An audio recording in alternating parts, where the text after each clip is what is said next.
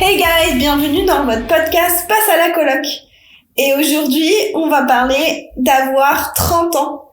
30 ans, c'est l'âge où on devrait tout avoir selon nos parents et on n'a rien selon Instagram. 30 ans, est-ce que c'est le nouveau 20 ou est-ce que c'est la vraie prise? Pourquoi ça fait si peur? Est-ce que best life ou dernière chance? Aujourd'hui, je reçois une nouvelle invitée, Némésia. Salut tout le monde. Un chiffre marquant, il y a 70% des 25-35 ans qui disent ressentir une pression sociale. Donc aujourd'hui, est-ce que avoir 30 ans en 2025, c'est un cap qui libère ou un cap qui angoisse? Il y a tellement de choses à dire. Pour commencer, t'as quel âge? 36 ans. 36. J'ai 29 ans, donc bientôt 30. Les fatidiques. Eh oui. 30 ans pour toi, c'était quoi comme sensation? 30 ans, ça remonte déjà à 6 ans. Moi, j'étais contente d'avoir 30 ans parce que je le voyais comme l'aboutissement. Tu sais, tu commences à maîtriser un peu ta vie, t'as ton boulot, tu t'installes déjà dans ton boulot. Si peu que tu sois en couple, si ça a survécu, tu commences à construire des choses. Donc, et à titre personnel, moi, j'ai traversé une période où j'ai vraiment bien aimé mes 30 ans. Par contre, ta première question, c'était est-ce qu'on a de la pression? Carrément. Moi, depuis mes 22 ans, on me disait t'es pas marié? Ah bon? À défaut, t'as pas d'enfant. Moi, ce sujet de l'enfant, depuis mes 22 ans, il me poursuit. Que ce soit des étudiants dans ma promo, que ce soit des gens en extérieur, ou même au sein de ma famille, quoi. Ça, c'était vraiment très lourd. Ouais. Cependant, mes 30 ans, j'étais très contente. C'est vrai? Ouais. J'avoue que j'ai jamais été aussi bien que maintenant. Honnêtement, au niveau de l'épanouissement personnel et tout, je préfère ma fin de vingtaine que mon début vingtaine. Je trouve que on arrive un peu à savoir où on va et que c'est un peu, c'est un peu plus clair, je trouve.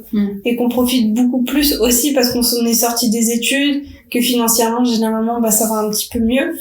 Et je trouve moi, je profite beaucoup plus de la vie maintenant. Je suis assez d'accord avec la phrase quand on dit le 30 ans, c'est le nouveau 20. C'est la nouvelle vingtaine. Ah ouais. Moi qui ai 36 ans, je pense que le nouveau 30, c'est les 40. Sur l'épanouissement. Ah ouais. Je m'explique dans le sens où finalement on parle pas d'âge, on parle de situation de vie. On dit qu'on est bien à 30 ans parce que on est bien dans notre boulot, on n'est pas trop mal dans notre couple ou solo, on se sent épanoui. Mais est-ce que c'est pas plus une question de maturité qui peut arriver plus tard ou plus tôt?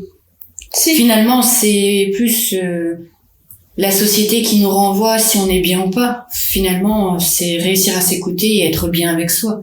Donc est-ce que vraiment les 30 ans, c'est si important? C'est au-delà de la question c'est d'âge. pas qu'une question d'âge. C'est pas qu'une question d'âge. Et des fois, cette stabilité, moi, je vois des membres de ma famille ou des amis, ils l'ont eu plus tard. Tu vois, moi, par exemple, j'aimerais reconstruire ma vie sur le plan sentimental. Je suis pas bien dans mes baskets, pourtant, j'en ai 36. Et pourtant, j'avais connu à 30 une très bonne situation. Du moins, je me sentais bien. Finalement, c'est très zigzag. Enfin, je veux dire, c'est très en oscillation. C'est-à-dire, tu peux te sentir vachement bien. Moi, mes 20 ans, j'ai eu un drame familial. Cependant, j'ai fini major de promo. J'ai eu d'autres réussites sportives ou professionnelles. Mais sur le plan familial, j'étais meurtrie. C'était un deuil. Et pourtant, j'avais connu de la réussite et j'étais quand même malheureuse, mais bien à la fois. Enfin, je pense que ça dépend aussi de ce qu'on traverse dans la vie et comment on est accompagné, comment on le traverse, etc. T'as fait une checklist pour tes 30 ans? Moi, j'en fais une depuis longtemps. En fait, checklist pour les 30, il y avait un projet que j'ai réussi à mener et effectivement, ça s'est arrivé à presque mes 29-30. Donc il m'a fallu du temps pour me lancer dans ce projet, ça a maturé, je l'ai travaillé, j'ai réussi à le mener. Et bien à tomber, c'est arrivé à mes 30. Donc est-ce qu'il y a un lien de cause à effet? Je sais pas, mais c'est vrai que ça les a symbolisés un petit peu. Et plein d'autres choses, mais lambda, des voyages, des Et quand t'avais 20 ans, tu te voyais où? Genre à tes 30 ans?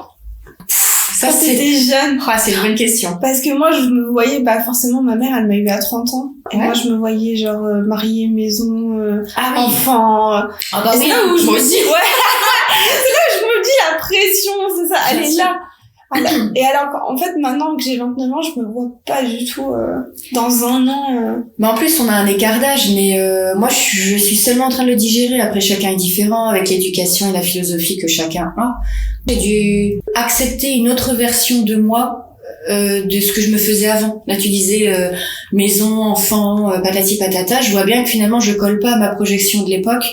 Et en fait, il faut réussir à naviguer. Donc, moi, je suis contente que ta génération, parce qu'on peut quand même parler d'une génération, le vive autrement. Que nos générations 90, bah franchement, on a toujours le cul entre deux chaises, quoi, entre nos parents. Après, je suis génération 90. Oui, mais je suis plus, je suis 89, tu vois, je suis 96. Ouais, c'est fin des années 80. Donc entre nos parents où on a suivi quand même un modèle et cette génération presque Z fait on s'en fout de tout, c'est nous d'abord.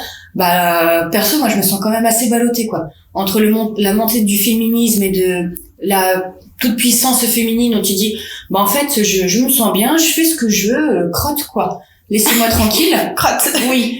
Un ballottage avec une éducation et une vision qui a été moulée en disant bah faut que tu sois là pour ta famille, pour ton conjoint, il faut bien bosser au boulot, faut être performante et à la fois gérer à côté et attention faut pas te laisser aller ma fille. Donc voilà, c'est tout ça aussi, quoi. Ouais, mais je pense que nous, la génération 90, je crois qu'on est les plus célibataires. Je crois que c'est cette génération la plus, celle qui a le plus de mal à être en couple. Parce que justement, on est un entre les deux. On n'est pas dans l'ancienne génération qui faisait des sacrifices. Et après, il y a un autre retour aussi au tradwife. On oscille entre, effectivement, ces deux trucs. Il y a les extrêmes qui reviennent de ouf. Après, on est qui pour juger? Je veux dire, le principal. Et je suis sûre que ce sujet-là reviendra aussi sur la table avec d'autres thématiques. À partir du moment où on se sent bien, respecté, et finalement le mode de vie ne regarde que nous. Mais c'est vrai que c'est pas évident d'évoluer dans une société qui juge, qui regarde, et où effectivement t'as des grandes tendances, quoi. Et le fait de ne pas forcément être en couple à 30 ans ou ne pas avoir de situation stable ou avoir une situation qui est complètement différente de celle que tu imaginais. Toi, tu le vis comme un échec ou comme un choix assumé? Alors, pour l'instant, j'ai eu de la chance, je n'ai pas connu de période de chômage et tout. Moi, je l'aurais vécu comme un véritable échec. Ok. Ah ouais. Mais parce que je suis faite comme ça. Je vois que la génération plus jeune que la mienne, même de quelques années, ils s'en foutent. Mais est-ce que c'est qu'une question d'âge? Je pense que c'est vraiment une question de perception de la vie. Ouais. Et d'éducation, dans le sens où comment étaient nos parents aussi. Il y en a, ils étaient vachement libres, fait du chômage, c'est pas grave, ça me donne une occasion de me développer, de faire des trucs pour moi. Moi, j'ai pas été élevée comme ça. Moi, c'était puis moi, la réalisation professionnelle a toujours été importante à mes yeux. J'ai toujours su, tu vois, mon parcours de formation, je savais ce que je voulais faire. Là, j'arrive à un âge, je me dis merde, là le boulot que j'ai pris récemment ne me convient pas. Et à la fois, j'ai tellement été pressurisée sur mes anciens postes. Je sais que je suis capable d'aller très loin, mais ça peut miner ma santé. Je me dis, finalement, qu'est-ce que je veux? Ouais. Et là, j'arrive finalement à cet âge de 36, et je me dis, merde, peut-être que cette réflexion, les jeunes l'ont plus vite. Et là, je me dis, merde, et là, je me sens un peu perdue dans le sens où, j'ai tout donné, j'ai voulu construire un couple, bon, ça a capoté, c'est comme ça, c'est la vie. J'ai construit ma carrière professionnelle, mais là, je vois bien que je m'y retrouve plus trop. C'est là où on arrive peut-être à un carrefour de vie. Plus tôt.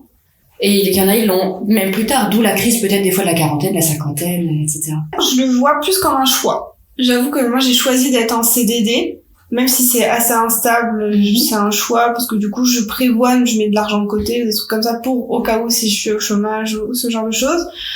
Le fait de pas être en couple, pour moi c'est un choix aussi. Donc après, le fait de pas avoir d'enfants, ça découle de toute cette situation. Mais après, peut-être vers 40 ans, ça changera. On sait pas. Peut-être que tu seras bien dans tes baskets. Il y a des choses aussi qui s'imposent à nous. Oui. Tu vois, moi, je me rends compte, il y a des choses qui se sont imposées à moi et je me dis, alors c'est dérangeant, ça peut être irritant, douloureux, mais c'est pas tuant. C'est pas menaçant, je veux pas...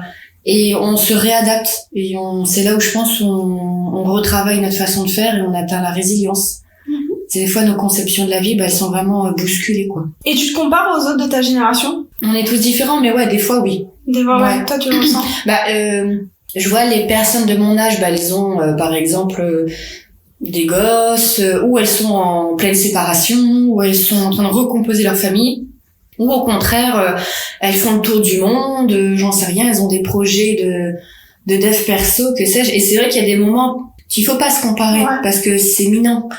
ça te mine, et puis c'est vraiment l'effet pervers des réseaux sociaux par exemple. Mais bon, malgré tout tu le fais et tu dis bah merde, moi je m'y retrouve pas, je sens que je patauge, etc. Alors que finalement tu fais des choses. Je pense que ça dépend vachement de ton entourage, parce que je vois toutes mes copines quasiment sont dans la même situation que moi. Et je pense qu'il y a aussi un gap entre la province et Paris là-dessus. Les gens en province se marient plus jeunes, ils ont plus vite, ils veulent leur CDI, ils veulent la stabilité. À Paris, peut-être parce qu'on a plus d'opportunités au niveau du travail, ou je sais pas, il y a une dynamique qui fait que on est moins en couple, on est moins... C'est plus son développement personnel. Et la différence 20-30 ans, et qu'est-ce qui a changé? Tu te sens plus adulte avec le temps, ou pas forcément? Ça dépend de ce que tu traverses dans la vie, je pense. Adulte, en fait, c'est finalement ton comportement et tes réactions qui font que t'es adulte. Tu te sens pas adulte. C'est après coup, tu dis, ouais, j'ai pas trop mal géré, là, j'ai été intelligente. Sur le plan émotionnel, intellectuel, relationnel, ou stratège sur des situations qui te sont difficiles. Je pense que c'est quand tu arrives à naviguer dans les situations où t'es adulte. Donc, moi, je me suis sentie adulte des fois à 20, des fois à 30. Ouais. Et moins à 36. Ça dépend de quel truc. Pour voyager, je me sens adulte. Je me sens complètement indépendante. Pour remplir une déclaration d'impôt, j'avoue, je conseille à ma mère. Allô, j'ai besoin d'un petit conseil. Non, mais je trouve qu'il y a des choses d'adultes et on nous l'apprend pas. Genre, choisir une assurance, ne pas se faire avoir, tu sais, tout le truc hyper administratif. Où honnêtement, je suis quand même contente d'être proche de mes parents et qu'ils puissent m'aider sur certains points. Et je me sens pas complètement adulte. Je sens de plus en plus adulte sur ces sujets. Je maîtrise de mieux en mieux. Mais il y a plein de trucs où c'est un peu ramant. Et à la fois, est-ce que c'est pas ça, adulte, de savoir apprendre des autres, de savoir apprendre même de ses aînés? Est-ce que c'est pas autre chose d'être adulte? Justement, c'est de pas être fier et dans l'ego surdimensionné, c'est savoir demander de l'aide, savoir apprendre, réapprendre. Avec une amie, hier, j'ai fait du mahjong. Ah oui, on a été faire du mahjong. Ouais. Et puis, je me suis redécouverte à apprendre quelque chose de nouveau et accepter que des fois, il y a des manips que je comprenais pas, je redemandais de l'aide, savoir perdre, savoir gagner avec humilité. Enfin, est-ce que c'est pas ça aussi être adulte, quoi, être juste quelqu'un de bien? Finalement. J'ai jamais eu vraiment cette difficulté là-dessus, même dans ma vingtaine. Par contre, je vois une grosse différence, c'est qu'effectivement, relire un contrat de travail, négocier son salaire, c'est chaud. Les impôts. Après, moi j'ai fait un achat de maison, des trucs petit à petit, tous des trucs administratifs. Là, je commence à davantage maîtriser. Mais sinon, avant, j'avais quand même besoin de mes parents. Ouais, mais je pense que c'est l'expérience, en fait. Ah ouais, mais c'est difficile de se dire, t'as 25, 26, quand tu travailles et tout, et t'as quand même besoin de papa et maman pour... Écoute, par exemple, j'avais une conversation avec ma mère où j'étais relativement gênée et je me culpabilisais énormément. J'ai déposé une lettre de motivation et je lui ai demandé de la relire pour avoir son avis. C'est quelqu'un qui... ma mère, hein. C'est quelqu'un qui a été formatrice toute sa vie, donc qui a fait beaucoup d'accompagnement de jeunes et d'adultes, formation d'adultes, notamment dans le milieu du social. Et je lui dis écoute, je te remercie de lire ma lettre, écoute, je suis un peu gênée à 36 balais, faire relire sa lettre de motivation à sa mère, ça craint du boudin, quoi. Pas du tout d'accord. Je suis oui, mais là c'est la maman qui parle. Je fais non, c'est pas vrai, regarde, moi ma responsable qui avait une quarantaine d'années, elle faisait relire des fois certains rapports à sa mère parce qu'elle avait une réelle compétence rédactionnelle. Ça aurait été une amie, tu l'aurais fait? Je fais oui. Alors. Je fais oui, mais bon, ça fout mal si un jour je vais être responsable, je vais pas te faire relire tous mes rapports d'entretien de toute mon équipe, mais tu le feras pas. Et elle m'a dit quelque chose qui m'avait touchée. Elle fait, dans ton précédent poste, tu m'as fait relire tes entretiens et tes lettres? Je fais non, non, parce que t'avais confiance. T'étais à l'aise, t'étais en pleine force de tes qualités, de tes compétences. Là, t'es pas à l'aise, tu traverses une période de doute et difficile et même si c'était pas ça, accueillir un avis, c'est toujours bon. Ouais, ça c'est vrai. Donc, j'essaye de faire un peu la paix avec moi-même. Et je sais que cette période de doute qui fait que je mobilise peut-être un peu plus les gens va aussi s'atténuer. C'est la confiance peut-être qui vient. Ou l'expérience, tu vois, dans le cas de ta maison. Le regard des autres, il a changé sur toi? Pas avec l'âge, mais avec ce que j'ai fait. T'as déjà menti sur ton âge? Mon âge à moi, non. Ah moi non, hein. Ah non, moi j'ai j'arrondis souvent à 30. Ah ouais, bah j'avoue que je suis assez flattée quand j'ai fait du covoiturage avec mon ex, on lui mettait 40 ans le pauvre. Donc par exemple, je sais pas, j'avais 33, on mettait 29-30. Le pauvre, lui qui avait 3 à 4 ans de moins que moi, donc lui il avait 29-30, on lui mettait 40 piges quoi. Le pauvre, mais j'ai rigolé. Non, donc ouais, j'avais pas besoin de mentir, on m'a rajeuni.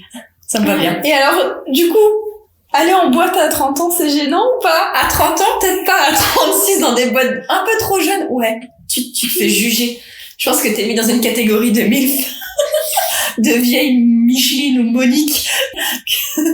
Qui dansent les doigts en l'air. Je pense que les jeunes, ils ont dû se dire, ah punaise, les vioques, elles ont dû mettre Germain et Géraldine chez leur père ou leur beau-père ou à la crèche pour qu'elles viennent se dandiner et se faire du jeune, alors que pas du tout. Faut expliquer que nous sommes sortis en boîte hier, en province, et que je m'attendais pas à l'âge...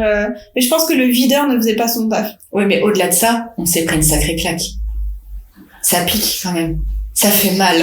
Moi, ça m'a fait mal. Moi, je connaissais les musiques, hein. À partir du moment où je connais les musiques, ça va. Moi, j'étais pas prête de regarder jeune. Parce que je pense que... C'était très, très jeune. Ils avaient 15 ans, c'est pas possible. 15, 16 ans. Au-delà de ça, même pour les moins jeunes de 20 à 23, ça jetait quand même des regards, quoi. Mais je trouve que les boîtes dans cette ville, c'est quand même la 5e grande ville de France. Voilà. Hein, quand même, c'est pas non plus la province... à Trifouilly-les-Oies, 1 milliard d'habitants quand même sur la ville, voilà, sans me citer. Bah ouais, c'est vrai que les boîtes, enfin les bars à ambiance, la vache, ça s'est rajeuni de ouf. Ouais, moi je suis un peu surprise parce qu'à Paris, j'ai jamais ressenti ça. J'ai jamais ressenti ce décalage. D'habitude, les gens, la majorité, ils ont entre 25 et 35 ans, et puis... Après, il y a des boîtes pour les très très jeunes, mais là, j'ai l'impression que c'était toutes les boîtes qui étaient comme ça ici. Ils avaient de l'acné. Et des appareils dentaires. Des appareils dentaires. Et non, mais les vigiles, ils faisaient mal leur taf. Là, pour moi, il y avait des gens qui... C'était pas mal. Cependant, t'étais bien traitée par les vigiles. Parce que t'avais le même âge. Et du coup, ils étaient trop gentils. Trop mignons. 30 ans pour une femme, vs pour un homme. Est-ce que tu penses que c'est la même pression? Oh là là, mais ils ont jamais la même pression que nous, de toute façon. Ouais. 20, 30, 40, 50, 60, mais ils sont KLM, quoi. Mais vraiment, je les trouve confort. Ils sont confort. Ouais.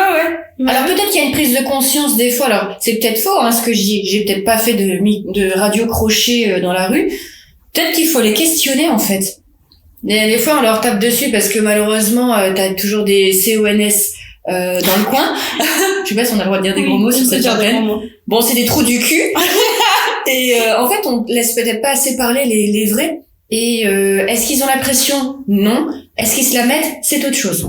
Je pense qu'il y a des personnes qui se mettent la pression. Mon ex se mettait la pression pour avoir rapidement un enfant parce qu'il avait peur de pas gérer au niveau de sa santé. Parce que lui-même était enfant d'un couple âgé.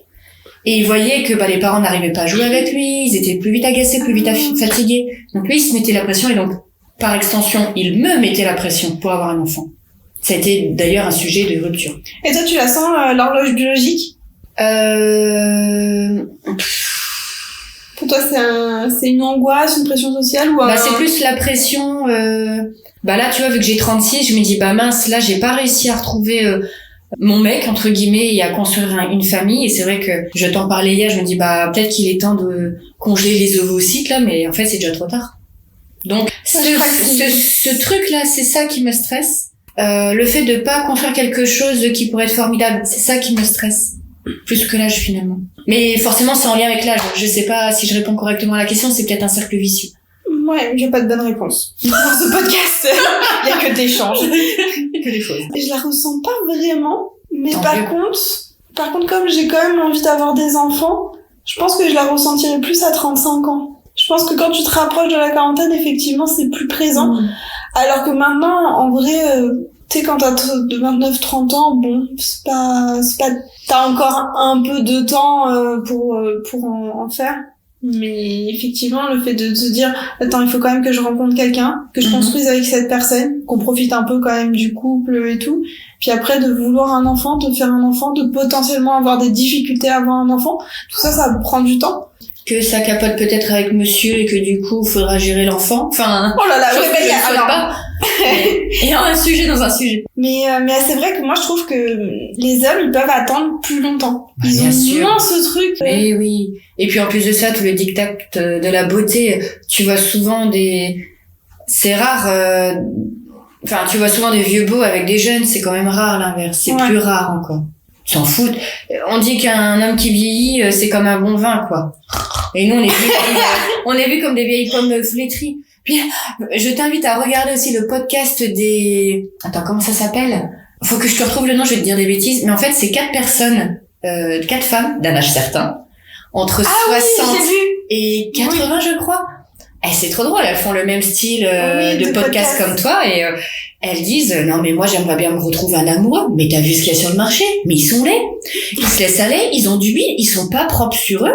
Nous on est là, proprettes, on a fait notre permanente, on s'est maquillé, on a mis du vernis sur les ongles, on cuisine et tout, mais on est encore au taquet quoi. Que c'est des vieilles pantoufles qui sentent mauvais. Ça m'a fait rire, mais je me dis bah ouais donc non ils se foutent pas la pression quoi. Ils se sont jamais foutu la pression. Est-ce que vous avez peur de vieillir ou est-ce que tu kiffes cette maturité?